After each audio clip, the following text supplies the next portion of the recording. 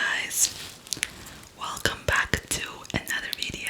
Today I have actually a new project for you guys and for myself too.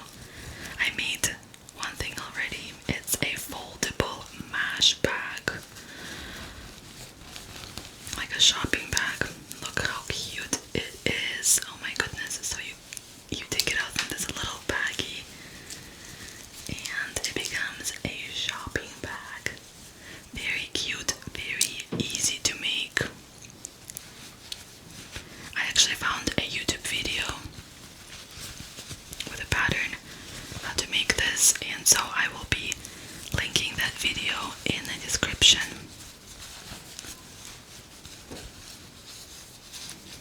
It's very adorable, very easy to make, doesn't require much skill in the stitches. It's like a little wrist bag, so you can just carry it around with you at all times, and then have a shopping bag with you as well. Very cool. I love it. It's not very durable. I think it cannot carry like super heavy items, but if you want it to be more durable, you can make the strand, the handle, a little bit thicker. Maybe add a few more rows to that. Once you get to the handle, just add a few more rows of single crochet. Yeah, so it looks like a little flower, or star flower, I don't know what you want to call it. I think it looks like more like a flower, and little handle. So we're gonna be making that from scratch today. I actually already made one side of the flower. The one I'll be making, I'm gonna be using the 100% cotton yarn. So I need to make two of these. So I'm gonna start from scratch with the second flower today. So we're gonna be using this orange color, starting off with a magic circle and then chain 2, and that's gonna count as our double crochet, the chain 2, and then we just do 14 double crochets in the same magic circle.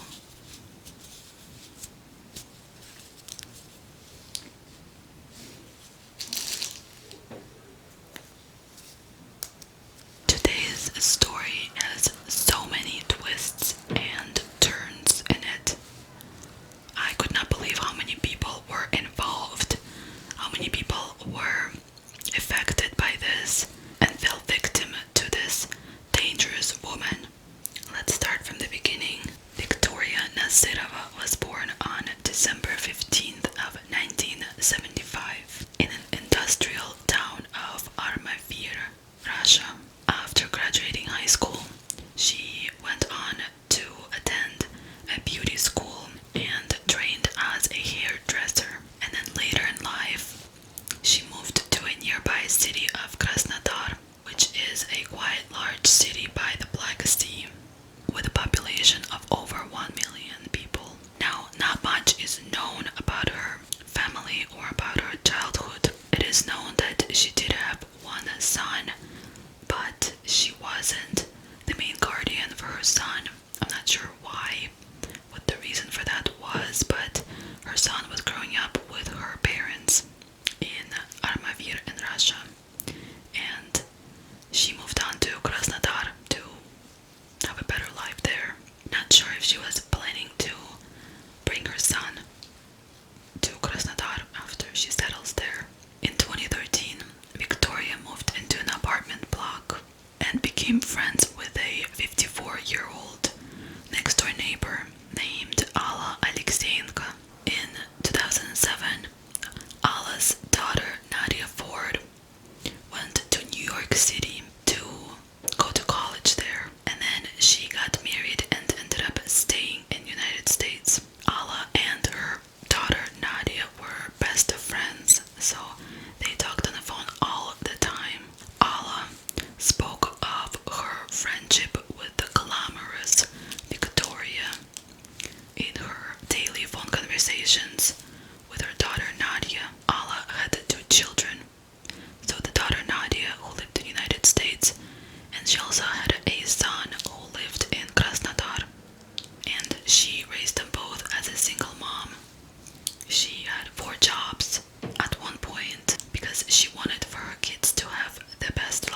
possible. Nadia, the daughter, later mentioned that Viktoria was very friendly with her mother. She was almost like a best friend to her. Viktoria visited New York City in September 2013, and she even met with Nadia that time, and they really got along. Alla even told Nadia that Viktoria was coming and asked Nadia to give Viktoria a tour of New York City. When Nadia met with Viktoria, Viktoria was asking Nadia how to obtain a green card in United States to stay there. So, very blunt question. Nadia also later stated that at the time Viktoria did not have any employment and was pretty broke on money. She needed money. I'm not sure how she was even able to afford to come to United States if she didn't have any money though, as tickets usually cost around $1,000 just one way. Then in 2014, Alla's mom died in Krasnodar. At this point, Viktoria seemingly tried to alienate Alla from all her friends and even her boyfriend, the boyfriend that lived with her. So eventually, Alla didn't have anyone to go to except for Viktoria.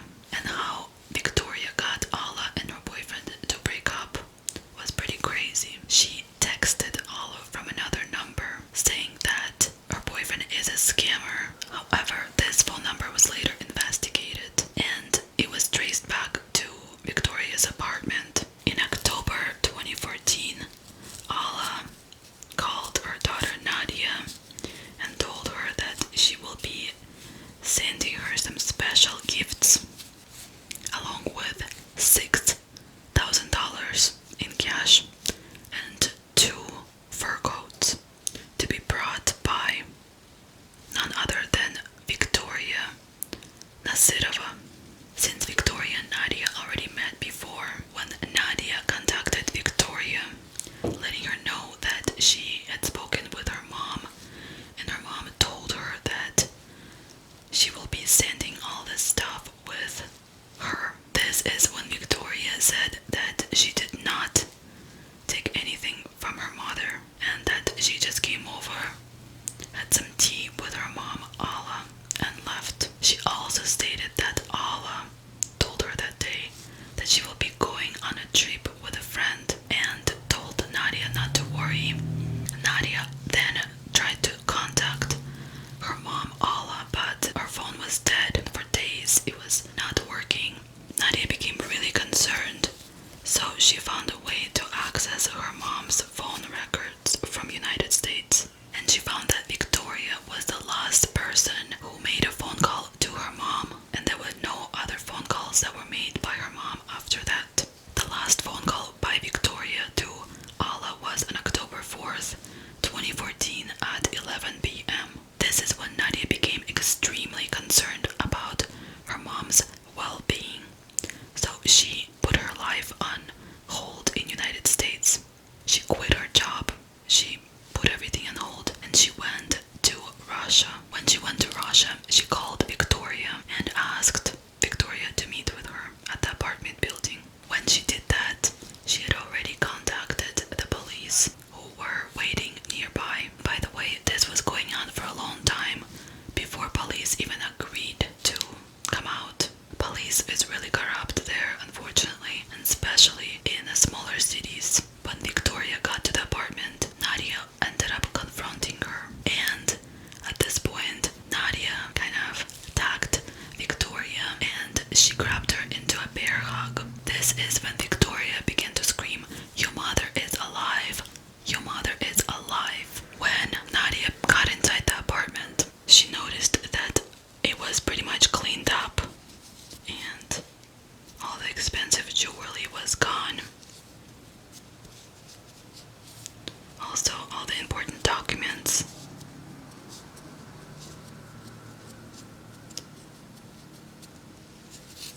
Along with their savings of $53,000 was all gone, and the only people who knew where the savings were located were Nadia, her daughter, and Viktoria. This is when Nadia became extremely suspicious of Viktoria.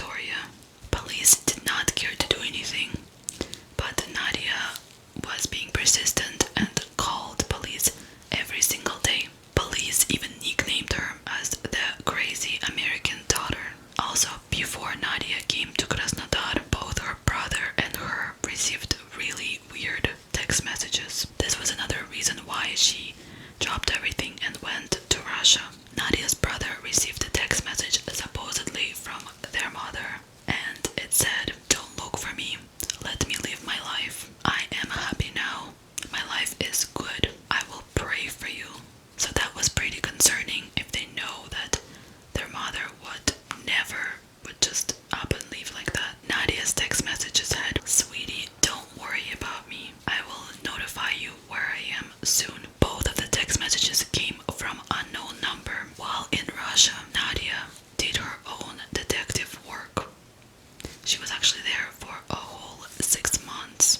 Nadia was able to retrieve some surveillance photos of her mother sitting in the passenger seat with Viktoria driving in the car. This was the same day when her mom disappeared. Alla also looked slumped over in her seat, like she wasn't alive anymore. Nadia presented all the evidence found to the police.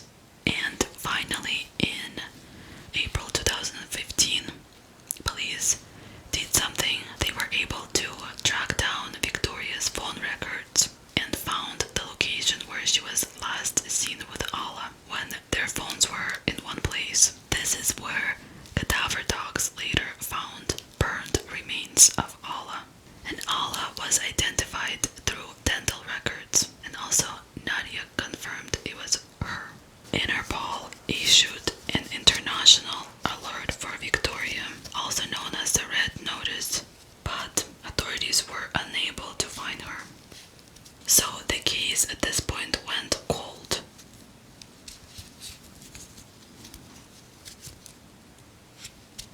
Guys, don't forget that you need scissors for most of these projects. I would like to recommend for you to use smaller scissors. It's because it's very convenient. Now we move on to August 29th, 2016.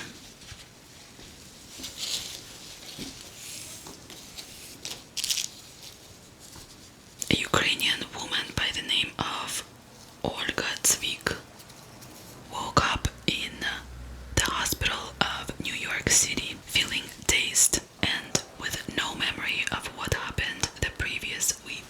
The hospital staff explained to her that a neighbor found her unconscious in her bed at home, surrounded by pills. She was unconscious when she was brought in and in very bad condition. She even almost had a heart attack at one point during this week in the hospital. All her blood tests came back normal, and the doctors could not find any explanation.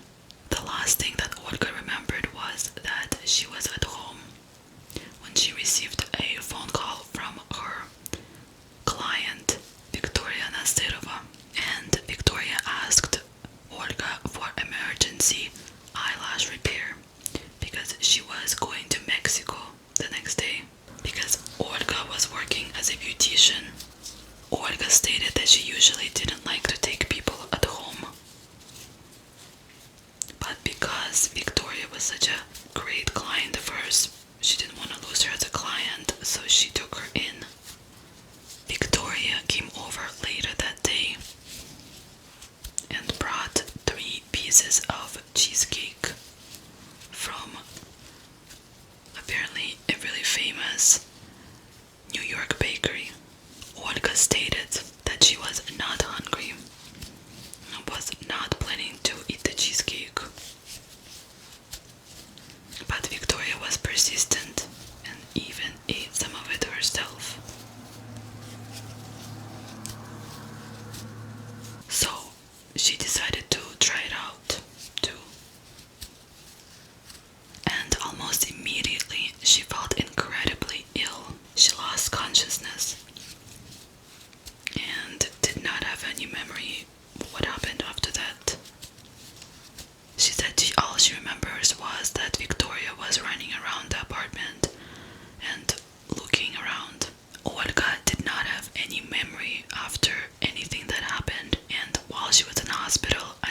she got home from the hospital. When Olga got home from the hospital, she said that she realized that her apartment was looted.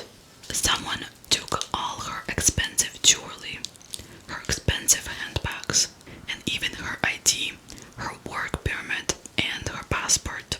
The neighbor who found her told her that he saw a woman coming in and out of her apartment before he found her ill. The neighbor even talked to the woman that Olga is really ill, and the woman told him that Olga suddenly felt really sick, so he even brought some chicken soup to give to Olga. By the end of the day, when the neighbor didn't hear any movement coming from Olga's apartment, he decided to go take a look, and he used a spare key to check on Olga. By the way, this neighbor was a really good friend of Olga's, and he was also the landlord. When he walked inside the apartment, he witnessed a bizarre scene. First off, the heat was turned up on high, despite it being summer, so it was like a sauna in there. Olga was laying in bed in lingerie, with pills scattered around the floor. Olga said that she remembered wearing sweatpants when she last saw Viktoria, before losing consciousness. So Olga realized that Viktoria must have changed her into lingerie before staging the entire scene.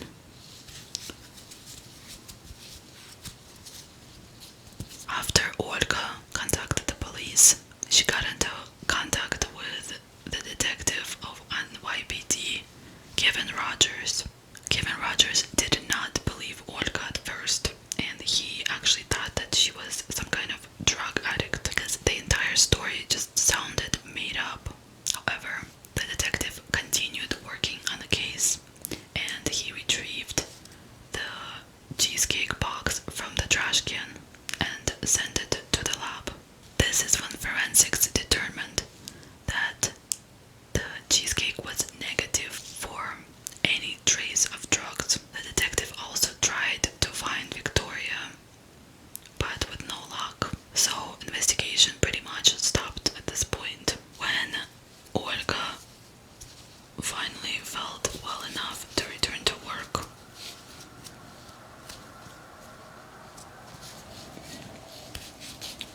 she spoke with one of her clients and told her about what happened to her.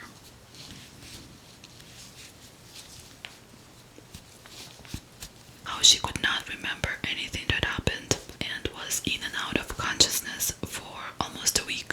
This client revealed to Olga that she actually knows someone who over the summer had a very similar experience. He went out on a date with a woman whom he met through a dating website, and after talking with a woman on the dating website, she told him that she can cook really well and she would like to come over to his house and cook. So he invited her over, and she ended up cooking a fish for him and herself. And after taking a few bites of the fish, he lost consciousness. He felt sick almost right away, and he woke up in a hospital after a few days. This guy's name was Ruben Borikov. The client provided Ruben's phone number to Olga in case she wants to talk to him about the situation. This is when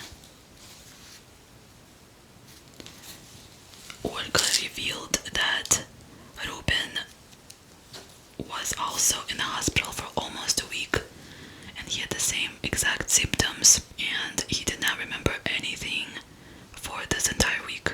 Ruben told Olga that employees at his dry cleaning business told him that a woman brought him to the shop.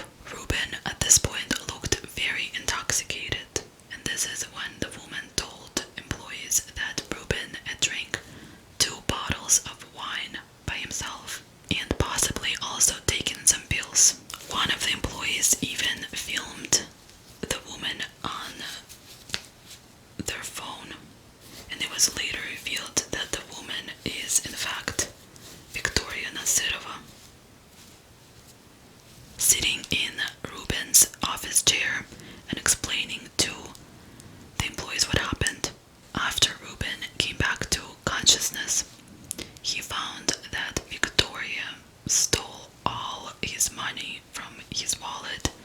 his credit cards, and she was actually using his credit cards as he was in the hospital, and she spent almost $3,000 on his American Express.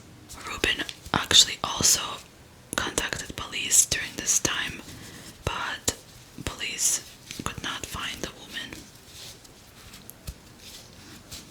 As he was texting with Olga about the situation, he sent Olga the picture of the woman from the dating website, and Olga right away recognized Viktoria.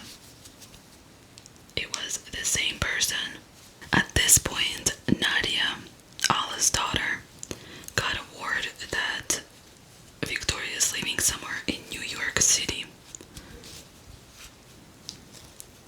and hired a private investigator by the name of Herman Weisberg. This is when Herman Weisberg learned that since arriving to United States, Viktoria has been advertising her services as a private masseuse, escort, and a dominatrix.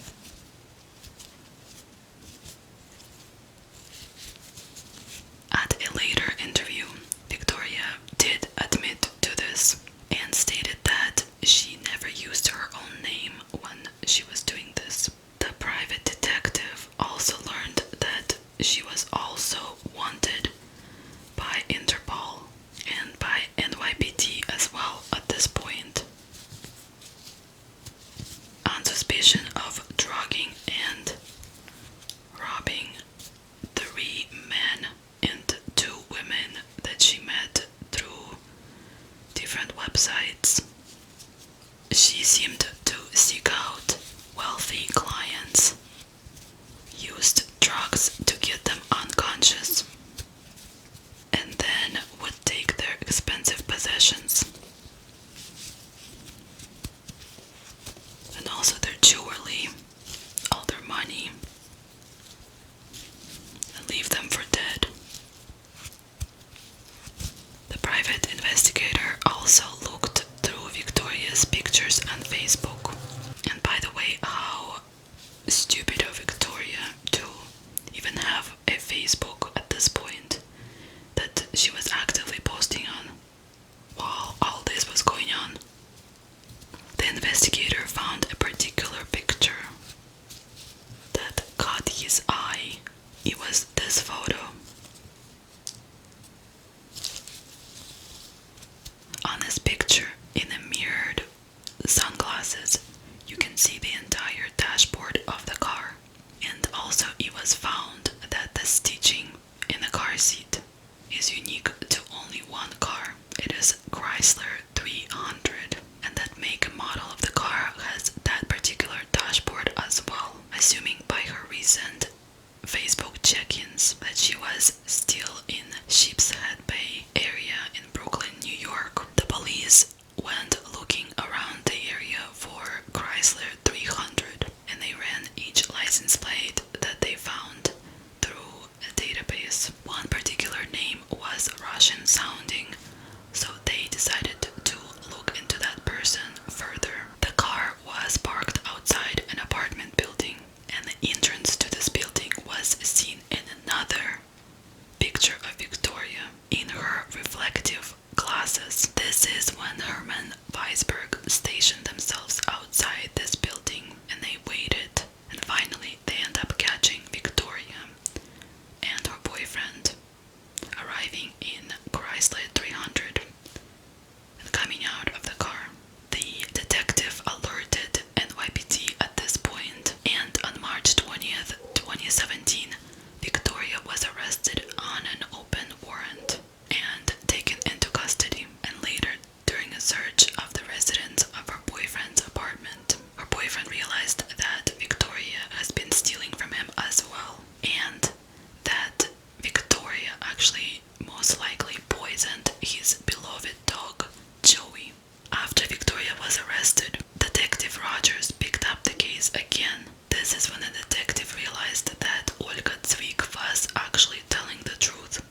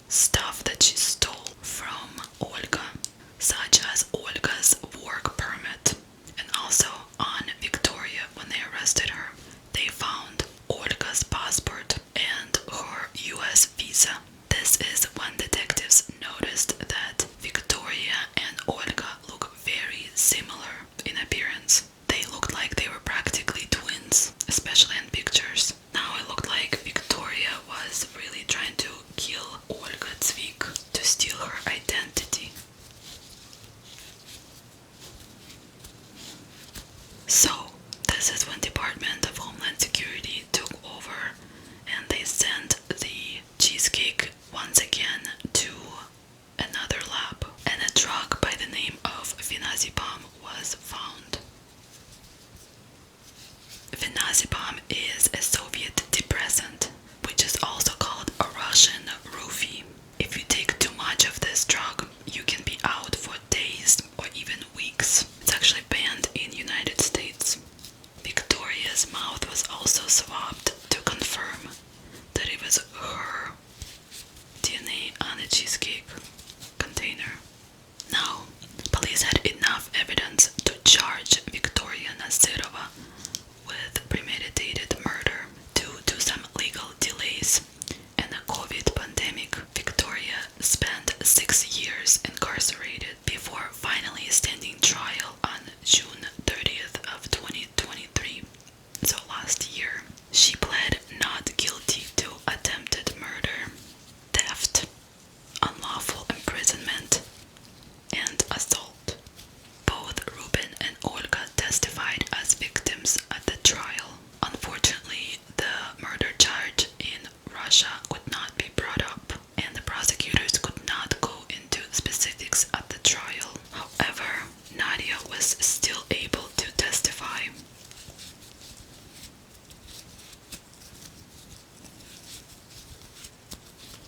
She took the stand and told the jury about her mother's disappearance after she befriended Victoria.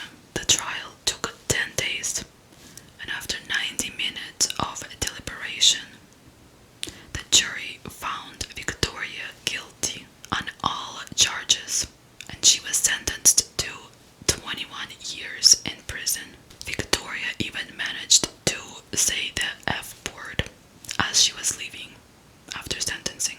She is currently serving her sentence